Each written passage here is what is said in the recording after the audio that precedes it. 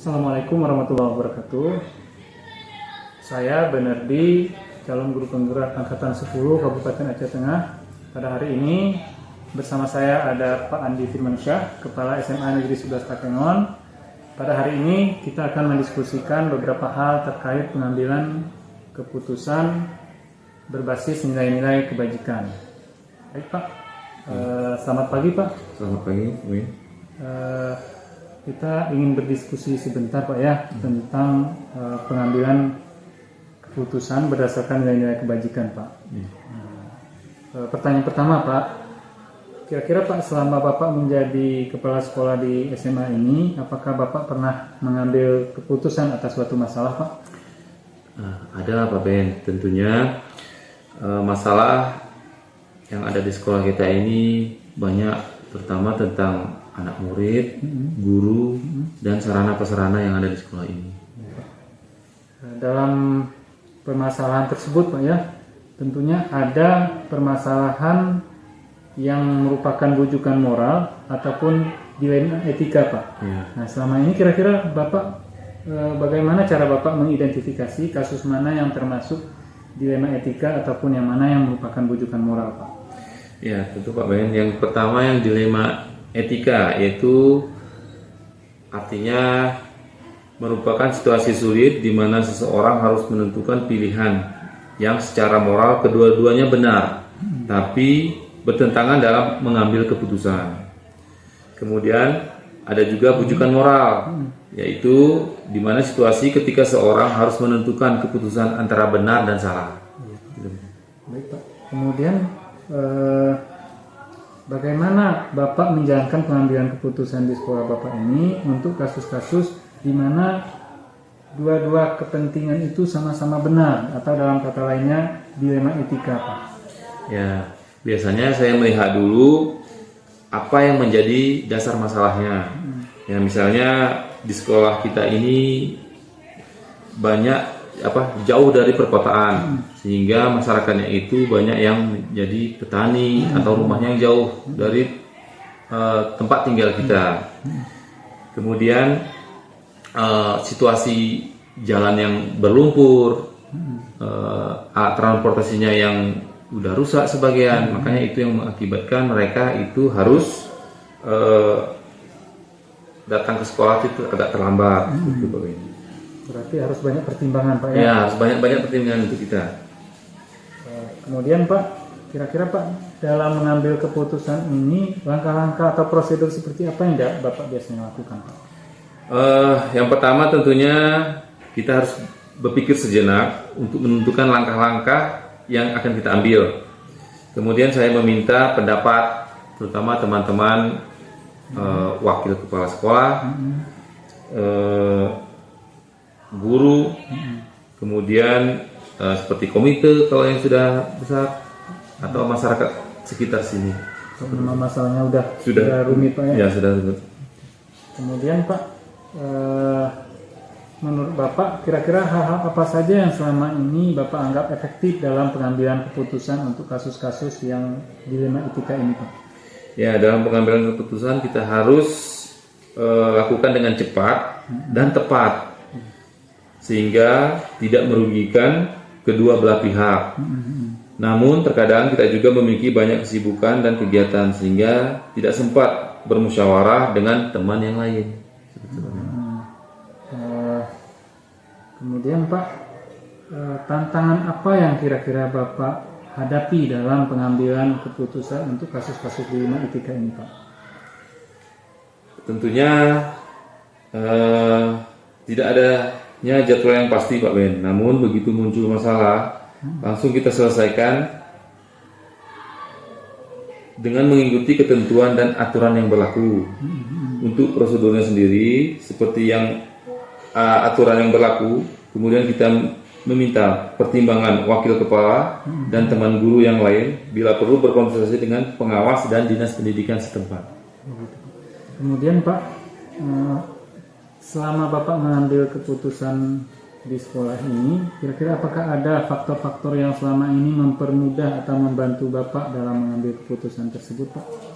Ya, dalam setiap mengambil keputusan itu kita harus dengan cara bermusyawarah dan misalnya ya yang menyangkut siswa, maka kita diskusikan antara saya dan wakil kesiswaan, pembina OSIS, BK dan wali kelas seperti itu.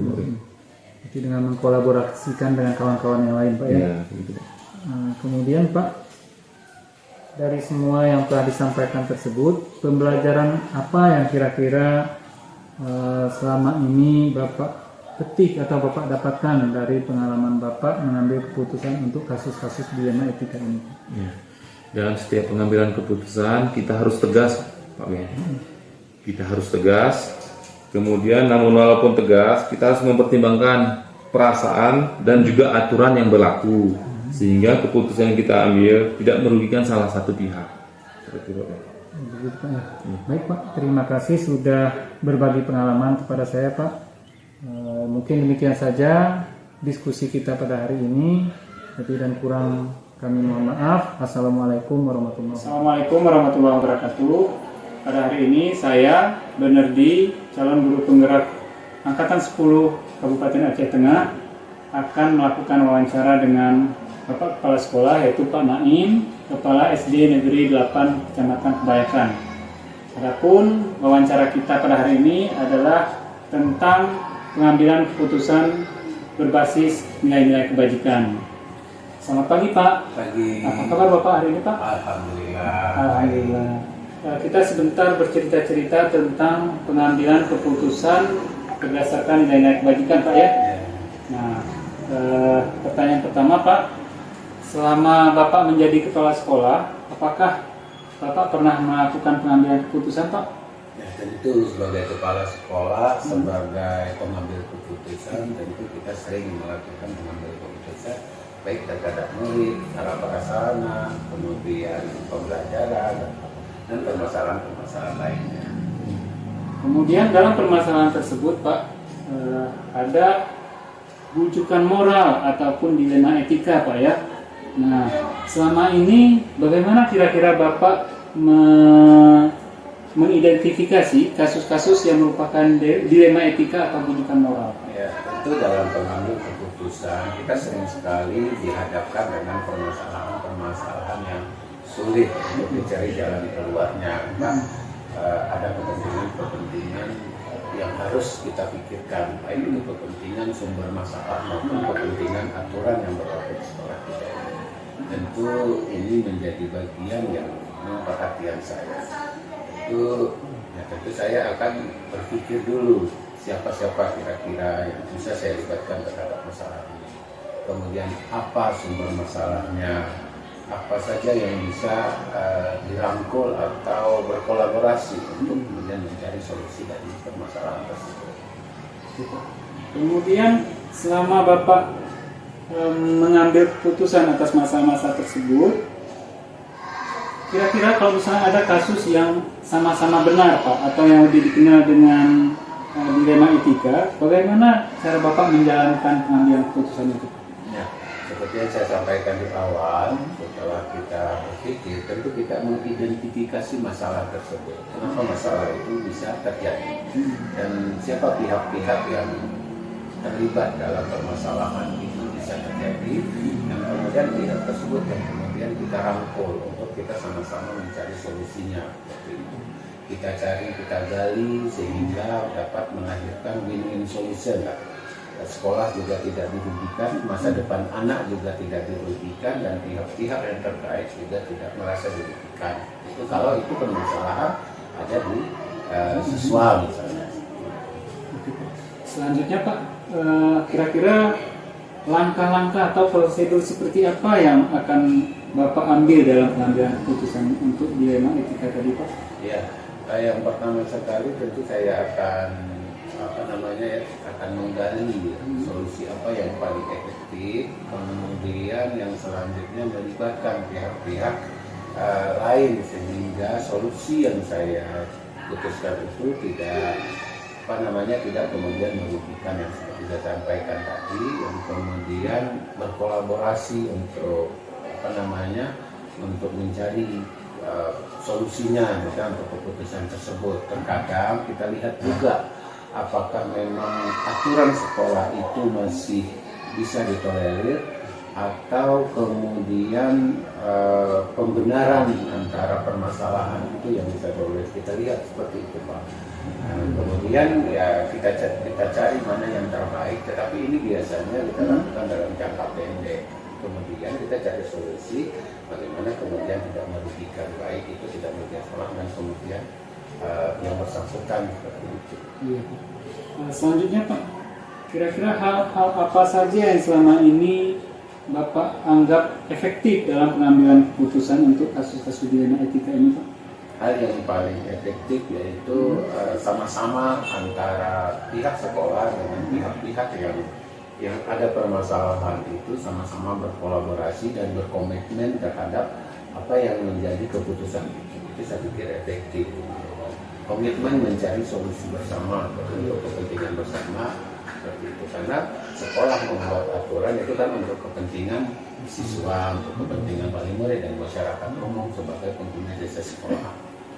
Terkait dengan pertanyaan tersebut, Pak, apakah Bapak pernah melibatkan pihak luar, misalnya komite atau dinas pendidikan dalam pengambilan keputusan, Pak? Iya, biasanya ketika permasalahan itu bisa kita putuskan di pihak sekolah saja, itu kita putuskan di sekolah saja. Kemudian apabila keputusan itu harus melibatkan, setelah kita melibatkan wakil misalnya dan teman-teman yang ada di sekolah ini, kita juga melibatkan pengawas sekolah. Kemudian apabila tidak menemui titik atau titik temu, maka kita akan berkolaborasi juga dengan dinas pendidikan sebagai atasan didik agar semua dilibatkan dalam ini dan mengambil tanggung jawab. Pertanyaan selanjutnya, Pak, barangkali Bapak bisa bercerita kira-kira apa tantangan-tantangan yang besar yang Bapak hadapi dalam pengambilan keputusan atas masalah-masalah yang terkait dengan dilema etika ini, Pak? Ya, pertama sekali ya memang kita dihadapkan dengan kesibukan lain. Fokus kerja kita itu kan tidak hanya menghadapi dilema etika ini ya, tapi kita juga dengan kewajiban lain, kesibukan lain. Saya pikir itu tantangan yang sangat mengganggu. Begitu. Kemudian tantangan ini hadir kan sering sekali hadirnya itu dalam ketidaksiapan kita, atau kadang-kadang tantangan itu di luar rencana kita seperti itu. Kemudian Pak, dalam penyelesaian dilema etika ini, Pak, kira-kira apakah Bapak memiliki jadwal tertentu yang Bapak gunakan untuk menyelesaikan permasalahan tersebut, atau memang langsung di tempat Bapak selesaikan, atau ada prosedur lain, Pak, terkait waktu tadi, Pak? Ya. Sebenarnya tidak ada penjadwalan terkait mengambil keputusan ini. Biasanya ketika permasalahan itu hadir, lalu kemudian kita berpikir dan melibatkan orang-orang sesuai dengan aturan yang berlaku, lalu kemudian itu kita laksanakan dan itu kita ambil keputusannya. Artinya tidak ada jadwal khusus. Tapi setiap ada permasalahan, kita akan terus tindak-lanjuti dengan aturan-aturan yang ada. Kemudian untuk pertanyaan selanjutnya, kira-kira Pak, apakah ada orang ataupun faktor-faktor tertentu yang membantu ataupun mempermudah Bapak dalam mengambil keputusan untuk permasalahan-permasalahan terkait dilema etika ini? Ya, tentu saja ada ya. Kalau di sekolah sendiri ada teman saya atau mitra saya untuk mengambil keputusan, ada wakil kepala sekolah, dan terkadang juga saya melibatkan diskusi para guru. Dan ya kita seperti kalau perlu saya melibatkan pengawas, dan kalau perlu saya melibatkan komite sekolah dan dinas pendidikan. Pertanyaan terakhir mungkin Pak untuk pertemuan kita pada hari ini, dari yang telah disampaikan itu Pak, kira-kira pembelajaran apa yang bisa Bapak petik dari penyelesaian permasalahan-permasalahan terkait dilema etika ini? Ya, banyak sebenarnya pelajaran yang bisa kita ambil. Artinya pentingnya rasionalitas berpikir, pentingnya kita tidak mengedepankan keegoan kita sebagai pimpinan, dan pentingnya juga simpati dan empati terhadap permasalahan itu. Artinya tidak melihat sebelah pihak, tapi melihat dari segala sisi, melihat dari segala kepentingan terhadap keputusan tersebut. Itu yang saya dapatkan pengalaman dari putusan dilema etika. Baik Pak, terima kasih atas sharing informasi, pengetahuan dan pengalaman Bapak dalam menyelesaikan permasalahan, terutama permasalahan terkait dilema etika Pak. Demikian saja Bapak pertemuan kita pada hari ini. Terima kasih sekali lagi atas wawancaranya. Kami padai. Assalamualaikum warahmatullahi wabarakatuh. Assalamualaikum warahmatullahi wabarakatuh. Perkenalkan, saya Benerdi, CGP Angkatan 10 Kabupaten Aceh Tengah. Pada pagi hari ini saya bersama Pak Autar, Kepala SMP IT Az-Zahra, Takengon, Aceh Tengah. Selamat pagi Pak. Selamat pagi. Apa kabar Pak hari ini? Alhamdulillah baik. Baik Pak, kita akan berdiskusi sebentar tentang beberapa hal terkait pengambilan keputusan berbasis nilai kebajikan sebagai pemimpin Pak.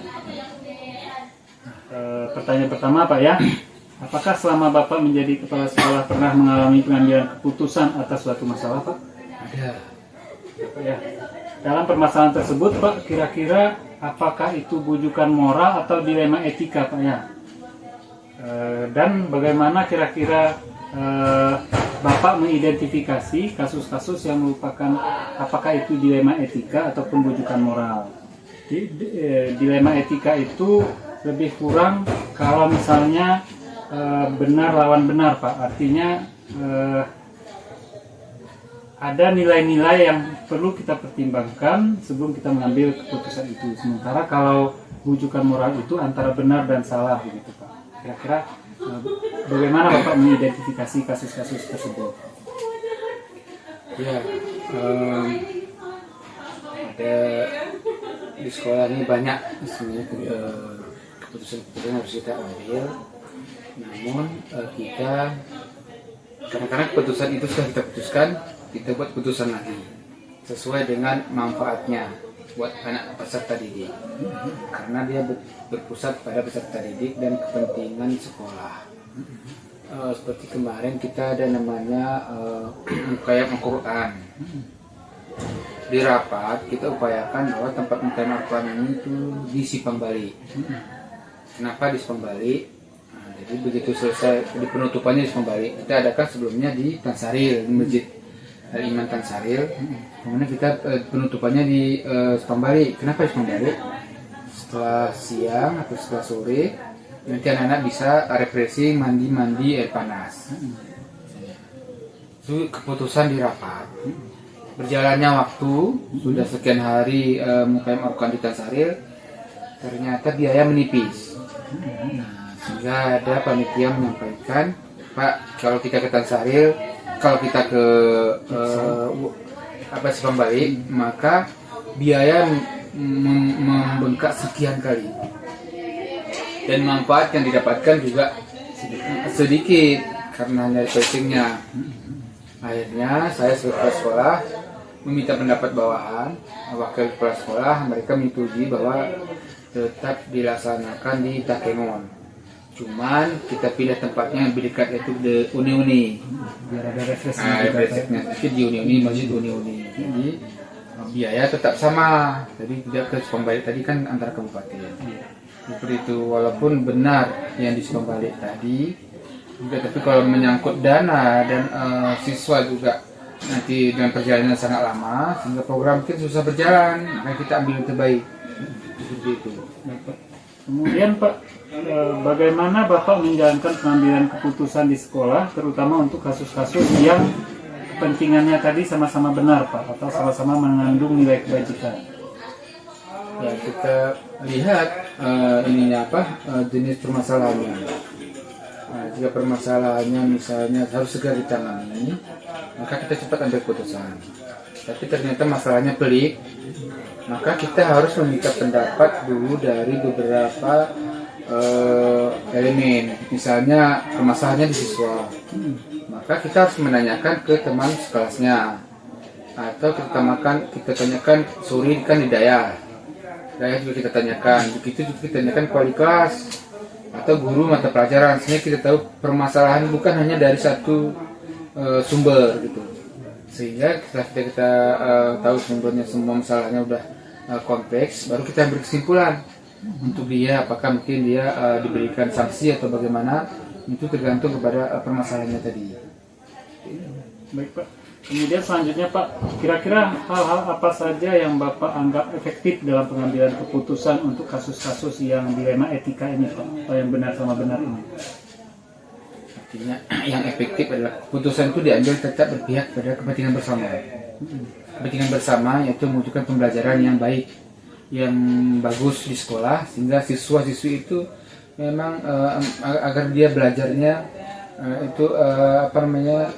insentif ya, intensif dan kompleksitas gitu, sehingga pembelajaran berpusat pada murid itu bisa berjalan.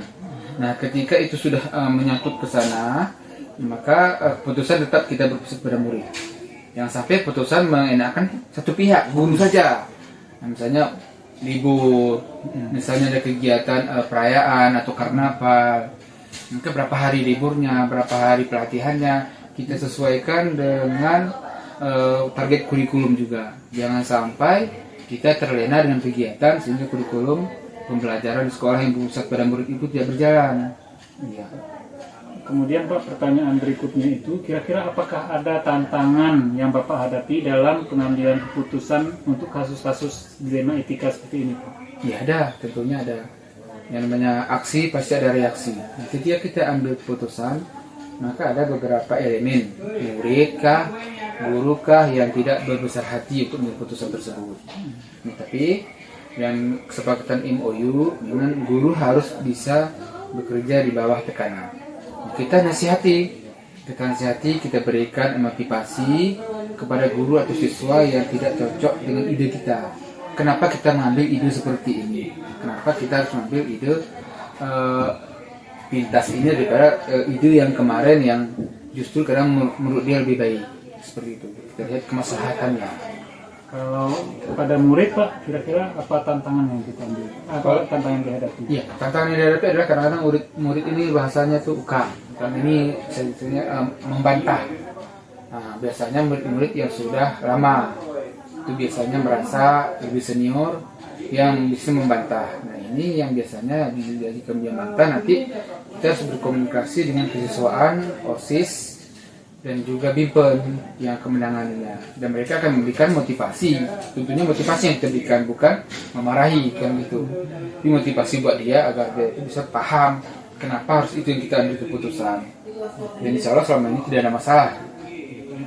Baik Pak, kemudian pertanyaan berikutnya Pak, apakah Bapak memiliki jadwal tertentu dalam pengambilan keputusan ini atau berlangsung begitu saja saat ada masalah begitu? Apakah ada prosedur-prosedur tertentu terkait waktu Pak?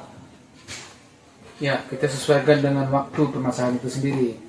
Ya, kita kan di sekolah ini kan ada evaluasi. Ya, baik evaluasi kegiatan tahunan, begitu juga evaluasi mingguan. Kita setiap hari Senin itu ada evaluasi atau informasi khusus untuk semua guru. Habis upacara kita langsung rapat sebentar, sekitar 15 menit, disitulah kita nanti memberikan informasi, sharing permasalahan siswa, permasalahan sekolah, permasalahan sarana prasarana, semua lah di situ, sehingga nanti ada keputusan-keputusan yang kalau seandainya ada yang harus diputuskan. Ya. Kemudian Pak, kira-kira Pak selama Bapak menyelesaikan masalah untuk kasus-kasus dilema etika ini, apakah Bapak memiliki orang atau faktor-faktor tertentu yang membantu Bapak? Ya, mudah. Siapa Pak? Membantu tentunya adalah wakil kepala sekolah. Ya, di kurikulum siswaan, ada BIMPEN, juga ada sumber daya manusia. Yang mereka juga selain keputusan, mereka juga ada masukan-masukan agar kegiatan itu berjalan dengan baik. Apakah Bapak pernah melibatkan misalnya komite atau dinas untuk pengawas ya, misalnya dalam pengambilan keputusan Pak? Untuk keputusan paling kalau pengawas belum sampai ya. Kalau komite sering. Kalau komite sering karena berkaitan dengan dana. Biasanya kegiatan wisuda, kegiatan misalnya cerahan siswa, murid tengku guru, itu biasanya berkomunikasi dengan komite. Kalau ke dinas itu biasanya itu semua sudah dari dinas surat keputusan yang sudah jadi. Yang sudah jadi biasanya kalau dinas, ya tidak ke permasalahan biasanya memang tidak sampai ke dinas, cukup di sekolah kita selesaikan di sekolah Pak. ya. Baik Pak, pertanyaan terakhir Pak, kira-kira apakah Bapak bisa men-share kepada saya gitu pembelajaran yang Bapak dapatkan dari pengalaman-pengalaman Bapak menyelesaikan permasalahan terkait dilema etika ini, Pak? Bisa. Apa saja kira-kira pembelajaran yang bisa kita peroleh dari penyelesaian itu, Pak? Pembelajaran dari konflik itu. Nah, Artinya dengan adanya kita sebagai pemimpin, sekolah tidak boleh egois. ya, tidak boleh egois, Artinya Pak. jangan sampai guru yang melanggar terus kita keluarkan. Langsung. Mungkin dia positif maksudnya. Nah, seperti mereka juga cerita anak-anak dibawa ke laut tanpa informasi, hanya menyampaikan secara lisan. Dia inginnya positif. Gitu. Setelah kita panggil, ternyata dia masuknya itu bagus gitu. Untuk mendekatkan diri dengan anak-anak. Dan sampai sekarang guru itu masih guru berprestasi gitu. Kalau ini kita lepas kemarin kan sayang, kehilangan kita. Nah, begitu juga siswa. Nah, kita juga harus memberikan mungkin agak nakal atau apa, kenapa dia nakal kita tanyakan dulu, kita berikan dulu motivasi sehingga nanti kalau begitu dia ternyata dia percaya diri dan ingin tampil, nah ini kita berikan ruang jadi ketua kelas, jadi pengurus, OSIS dan sebagainya, dan alhamdulillah semangat dia Muncul prestasinya. seperti itu ada manfaat-manfaatnya ketika bisa kita selesaikan masalah itu, dia akan bisa menggelinding menjadi 2 kali lipat prestasi dia. Nah, sebelumnya dia jadi perhatikan, ternyata butuh perhatian. Terus betul ada nilai-nilai positifnya di situ. Oke, Pak. Baik, Pak. Terima kasih atas waktunya, atas pengalaman-pengalaman yang Bapak ceritakan kepada saya. Sekali lagi terima kasih, Pak. Demikian saja pertemuan kita pada hari ini. Assalamualaikum warahmatullahi wabarakatuh.